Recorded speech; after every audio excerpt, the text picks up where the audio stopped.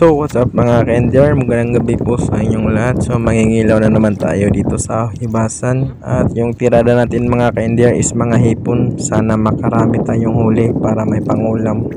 Uy, may hipon agad na bumungad sa atin mga ka-NDR. First catch natin to. Kahit malakas yung hangin mga ka-NDR, nakakahuli pa rin tayo ng mga hipon. Nahihirapan tayo mga ka-NDR kasi lumalakas yung hangin. Hindi natin makita yung mga hipon. At sa mga oras na to mga ka-NDR ay nagsilabasan na yung mga hipon. Grabe ang lalaki nila at mga good size pa. Masarap ito pang ulam. Doon ako po. Gusto.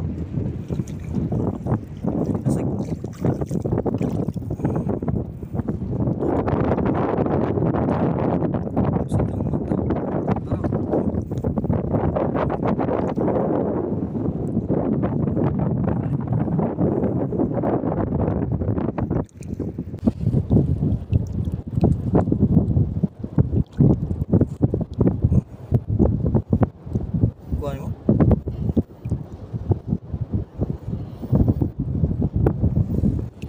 Makita sa ako.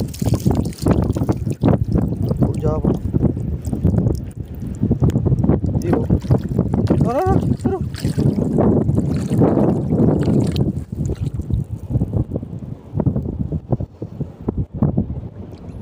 Kuha mo.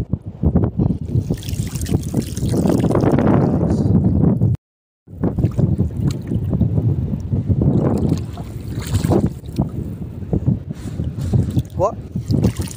Ah. Tumato, tumato. Ako.